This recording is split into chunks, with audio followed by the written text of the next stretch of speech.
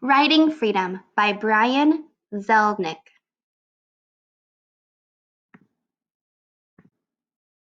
To Women of Substance. Sally Dean, Virginia Dowling, Mary Freeman, Shelley Gill, Pamela Green, and Kathleen Johnson. In the beginning, in the mid-1800s, when the East was young and the West was yet to be settled, a baby was born named Charlotte.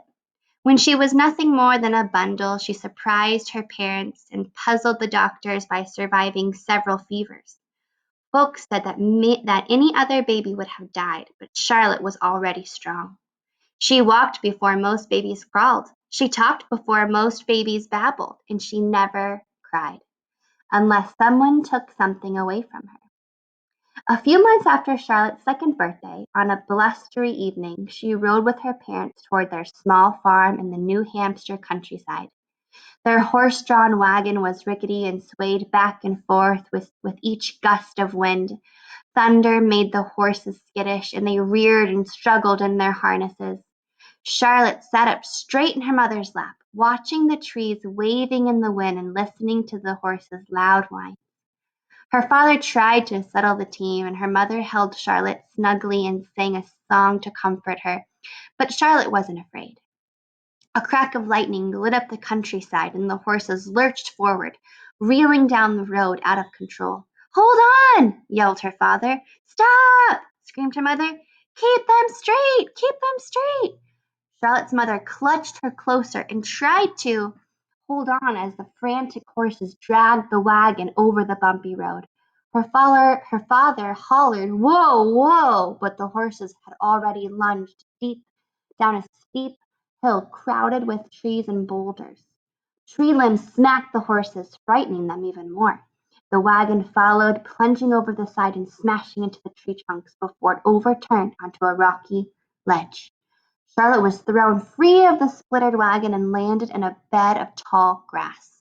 Her father and mother were killed instantly. Unharmed, Charlotte waved to the sniffling horses who were now free of the wagon. Like nursemaids, they hovered around her. At times they whined as if calling for help. Rain drenched the countryside, and Charlotte shivered through the night, but the horses stood close by, protecting her from the rain and nuzzling her with their warm breath. The horses were still keeping watch over Charlotte when neighbors found her the next morning. She was holding so tight to one of the horses' reins they didn't dare pry it out of her hand.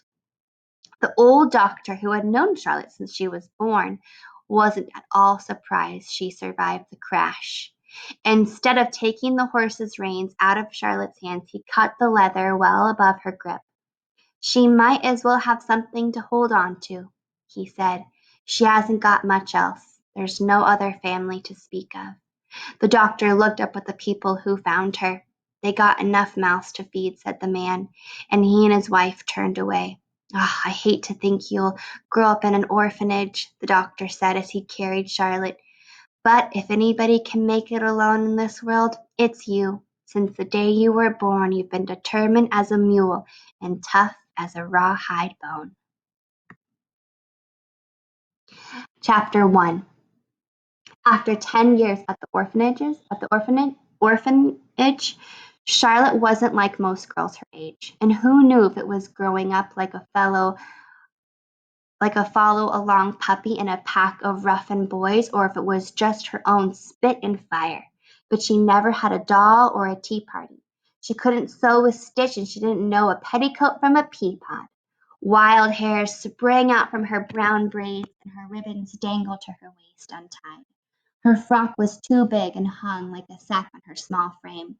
Smudges of dirt always covered her, and instead of girl-like lace, for as long as anyone could remember, she wore a strip of leather rein tied around her wrist.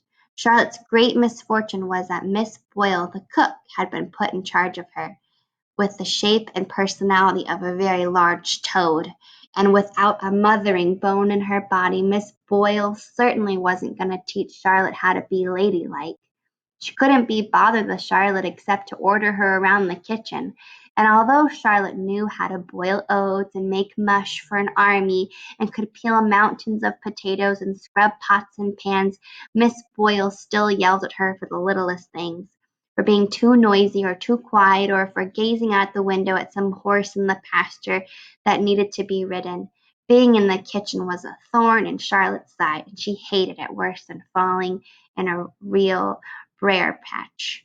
Every day Charlotte did her chores in the kitchen as fast as she could. Then she hung up her apron and headed for the only place that made her happy, the stables.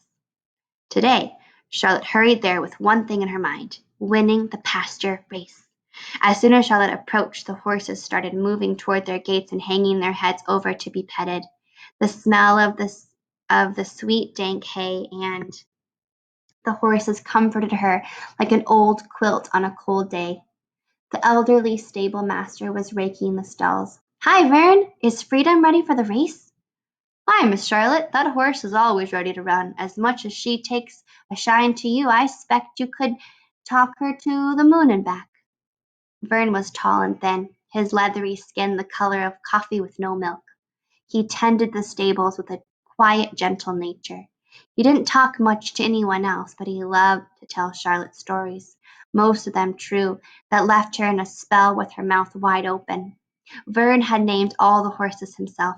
He always said that naming something was important, that a name ought to stand for something, and that a horse should have a fine name fit for a fine animal.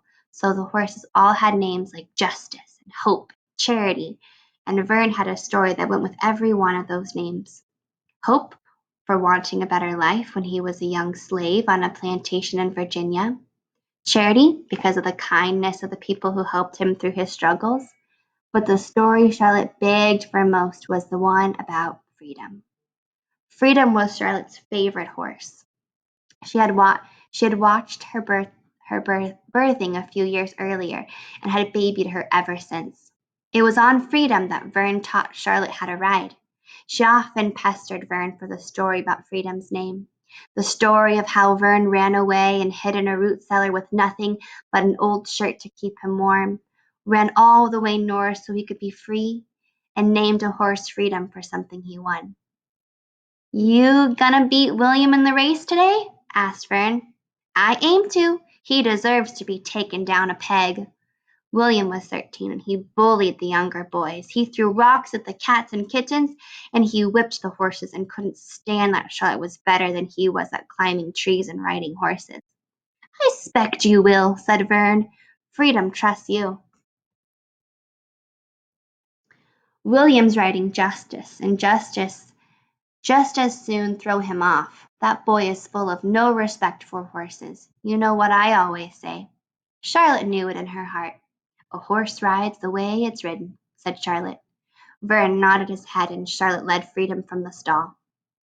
The pasture fence was already lined with boys sitting on the top rail waiting for their races to start.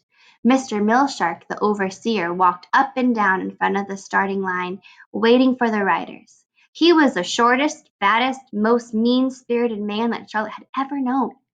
His beard and hair were almost the same color as his dimpled white skin, and he reminded Charlotte of a plump new potato. Mr. Millshark was in his glory during pasture races. Instead of his usual scowling self, he paraded around with a smile stuck on his face, clapping people on the back and shaking hands all around. This was his opportunity to show off and let people think that the orphanage was a decent place with happy children. But Charlotte and the others knew the truth.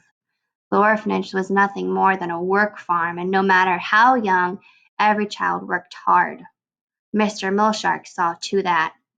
Charlotte walked toward the pasture, leading Freedom on a halter. The horse nudged her as if to hurry her along. The boys from town laughed when they saw Charlotte. She ignored them and headed toward the starting line until William and a group of boys blocked her way.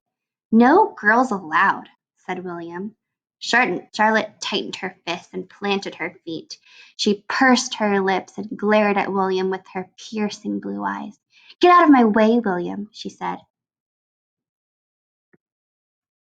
Some of the boys stepped back. They had seen that look before. With disgust, he said, "Suit yourself, but you'll be sorry." The riders mounted and readied the horses. Mr. Millshark raised the flag. Go! He yelled. The riders hollered at their horses and pressed them to the starting run. Charlotte let Freedom start out slow, saving her for a spurt near the finish. William was close behind. Soon the two rode neck and neck, but in the second lap, Charlotte let William take the lead. Charlotte knew her horses. Justice was a Dobbin, gentle at heart, and didn't take kindly to being ridden hard. William was pressing him, and poor horse would tire out soon. As they approached the final turn, Charlotte gave Freedom full rein. In a blinding gallop, with her long braids waving behind her like two thick ropes, she passed William and crossed the finish line 2 lengths ahead. The townspeople clapped, and Charlotte heard the boys from the orphanage give a wild cheer. She knew why. Most of them had bet money on her to win. Charlotte slowed Freedom and walked her round the pasture. The horse was breathing heavy and wheezing. She lathered more than usual and felt warm, too warm. Verne, she'll take a look at her, thought Charlotte. As she got near the fence, a man and woman waved at her. Hey there, called the man. Hello, said Charlotte. You're a good rider, said the woman. Thank you, ma'am, said Charlotte. So you like horses? Yes, sir. A mite more than people, the man and woman laughed. Worried about Freedom, Charlotte said, I have to go now, and she headed toward the barn. Charlotte patted Freedom's neck. Are you okay, girl? William caught up to Charlotte. You come to congratulate me, William? I hope you like winning because it's the last race you'll ever run. And how are you going to stop me, William? I got my ways, and like I said before, you'll be sorry. I ain't got time for you, William. I got a sick horse needs tendin'. And Charlotte rode ahead. But what William said needled her.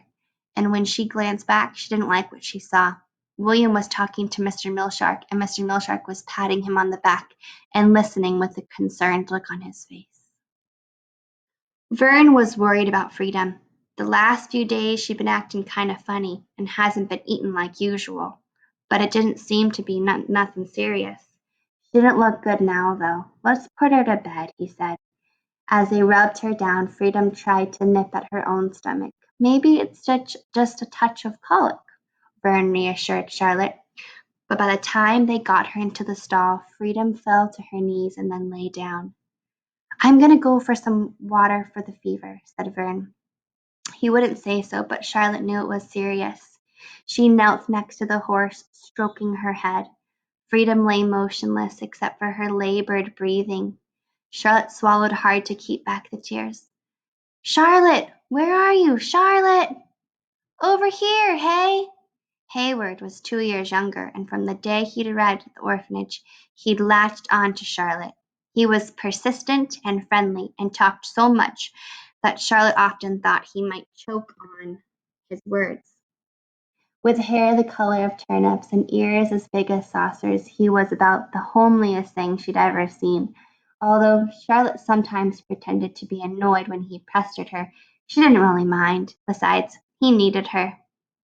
One afternoon 3 years ago, soon after Hayward arrived at the orphanage, Charlotte had walked behind the barn to find him taking on William and 2 other boys. Where did you get those ears? Was your mother an elephant? Yelled William. Can you hear out of those things, or are they just for decoration? What does your girlfriend Charlotte think about them ears? Hayward was bloody and bruised and still fighting with a never give up look in his eyes when Charlotte dove in. The 3 boys were left in worse shape than Hayward, and Hayward and Charlotte had been left with each other. They'd been best friends ever since. Hayward climbed over the gate into the stall. Freedom's real sick, Charlotte said. Hayward nodded his head. I'm sorry, Charlotte. And then for once, he was quiet. They lay back in the hay with their arms tucked behind their heads and stared at the light that slivered through the rafters. Someday, Hay, we're going to leave this place. You and me and Freedom. I'm going to have a fine ranch and a home. I'll have fowls every spring, and you can come work for me and train them to be fine riding horses. Yeah, said Hayward, and we'll hire a cook, and a real good one, and we'll put a sign up front that says private property so no one as mean as William can ever set foot. Tell again how we're going to get to the ranch, Charlotte. Well, we'll be here until we're 16. First, I'll leave and get a job, and I'll save some money, and then I'll come back for you, and we'll look for the ranch. Let's get a ranch far away from here. Don't worry, Hay, it won't be anywhere around here. Charlotte was silent. She stared at the rafters and listened to the pawing and snorting of the horses in the other stalls. She rolled to her side and stroked Freedom's neck. Charlotte, do you remember your parents? Hayward liked to tell about his parents. They died when he was 7, so he still remembered them. Sometimes Charlotte closed her eyes and tried to bring back a memory, any memory. She could almost see a face, but since she'd never seen any portraits of her parents, she only imagined what they looked like. And all she really remembered was being held tightly in someone's lap and images of horses. No, Hay, I don't remember. Tell me about yours again. But before he could answer, they heard the old porch bell ring one clang. There was a pause, then it rang 2 clangs, and another pause, then 3 clangs. Charlotte and Hayward sat up and stared at each other. That was the signal for all the boys to line up by the front steps. It meant that one of the families that visited the orphanage today wanted a closer look at one of the boys. It meant someone would be adopted.